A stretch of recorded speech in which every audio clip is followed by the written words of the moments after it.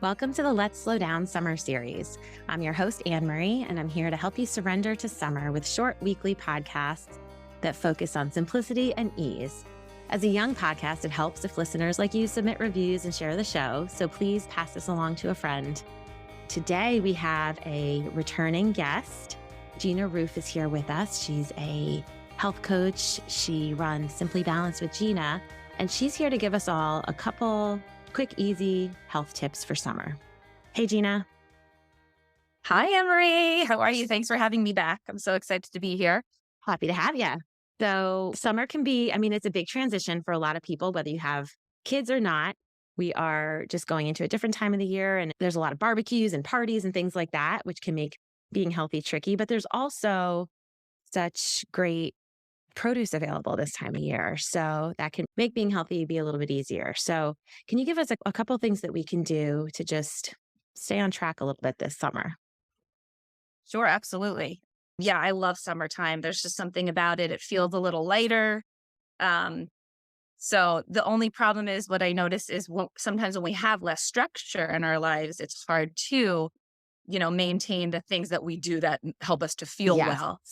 Yes. So, but in some ways, summer lightens us up. We don't carry as much stress and we have more sunshine on us. So that could benefit our health as well. So I do have a few tips and they kind of tie together.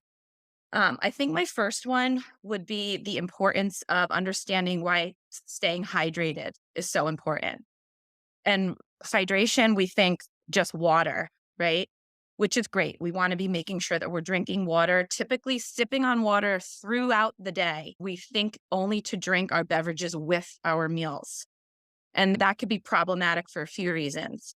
Number one is we're forgetting the importance of drinking throughout the day. And number two, when we're drinking too much liquid at a meal, it's actually diluting our stomach acid. So we're not absorbing our food as well. We're not breaking our food down as well. So especially in the summer when it is hotter, people do remember to drink more. So I would really encourage you to think about that. Wake up, let water be the first thing that goes into your system. Get a cute water bottle and make it your best accessory and bring it with you.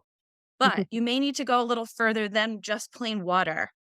Because hydration, we have a few different master electrolytes that we want. We need sodium, we need potassium, we need magnesium, so many different things that we don't get from just plain water. So simply putting some lemon or oranges or herbs, like I love putting some basil or mint in my water, can help you to stay hydrated a little bit deeper on a cellular level, which is really important. I didn't realize that. I Yeah. thought it was just to make water more fun. I didn't realize that those herbs could help add so Yeah, well, much. that definitely does make water more fun for sure.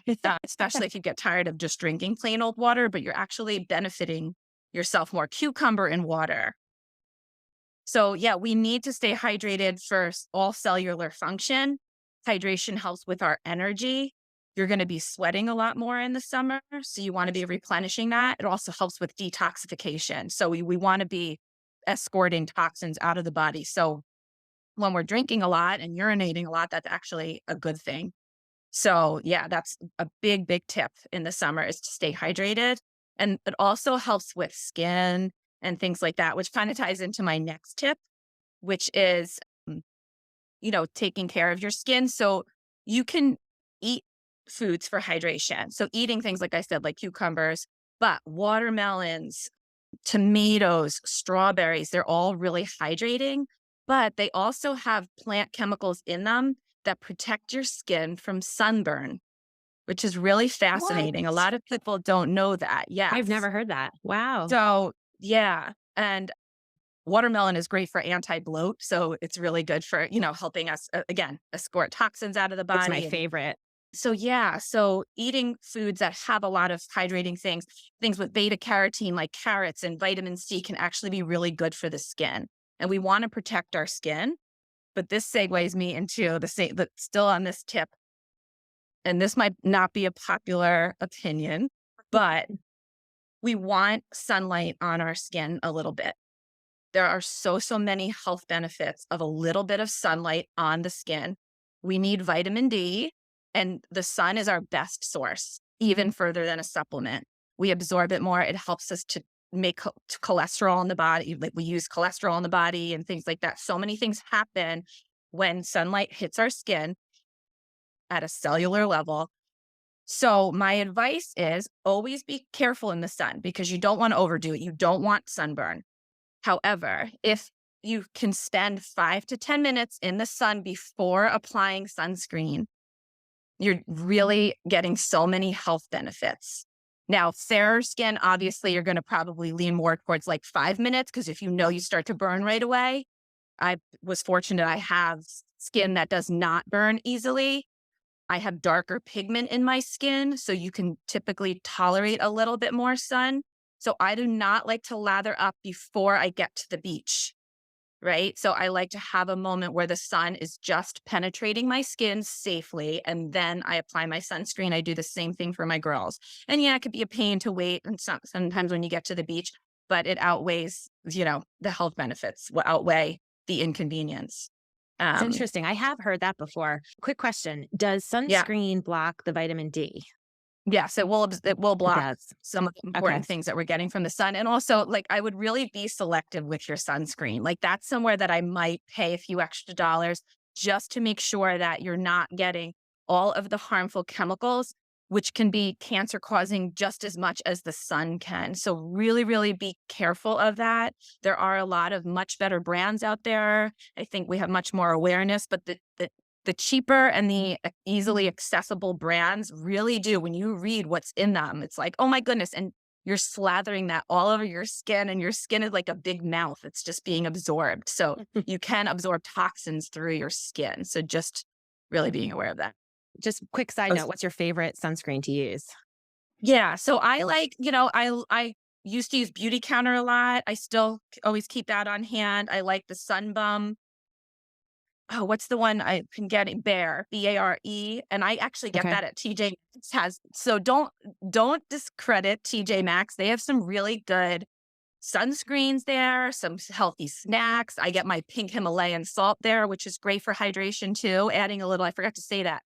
Adding a dash of pink Himalayan salt to your water in the morning. We need sodium to drive hydration into the cells. So that's my favorite store for so many reasons, but they have some really better brands of sunscreen there that are a little bit more affordable than grabbing them at like CVS. So Okay, great. Thank you. yeah. And then I guess my last tip, I forgot to talk about seasonally, but I talked about some of those foods. Like when you eat seasonally, there's so many benefits. First of all, like usually the produce is cheaper if it's in season, but it's so much more ripe and has so many more nutrients in it because it's in the season. It doesn't need to be shipped here. So incorporating seasonal foods into your diet and into your drinks and into your water. I forgot to say that before, but one tip that is a little bit different from what I've been talking about, I would really, really take advantage of going on an evening walk after dinner. So I talk a lot about on my Simply Balanced page about supporting your hormones and your blood sugar. So especially for females, as we approach our 40s, we really need to be focused on these two things for a lot of reasons. I'm not going to go into it all now, but what a walk post meal does is it actually changes the glycemic index of your food, which means that it helps to slow that glucose spike from a meal, right? So just by walking for 10 minutes after you've eaten, and especially at night, is amazing for helping you to stabilize your blood sugar and your glucose, especially right before bed when you don't want it spiking. It's also a nice way to kind of ease into relaxation. You might think it has the opposite effect, but getting out in the fresh air after your last meal, it could actually have a calming effect. And it might even help you sleep better. And now that there are so many more hours of sunlight, it's easier to take advantage of taking a walk. Even if it's at 8 o'clock at night, it's still light out, and just getting go a quick walk around your block, but it can really make a big difference. And it's cooler. So if it's too hot to work out or exercise in the summer sun, it's a really nice time to get some steps in.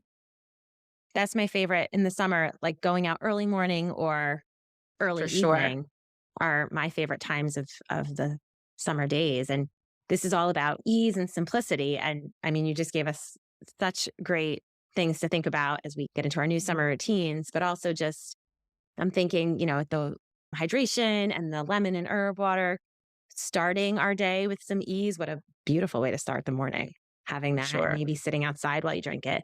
And then a nice way to Yes. wind down for the day, going for a walk when it's a little bit cooler out and all the crickets and the frogs and everything are singing out there. Mm, It's always kind of a nice night. yeah, The fireflies. So, for so thank sure. you, Gina. These You're were welcome.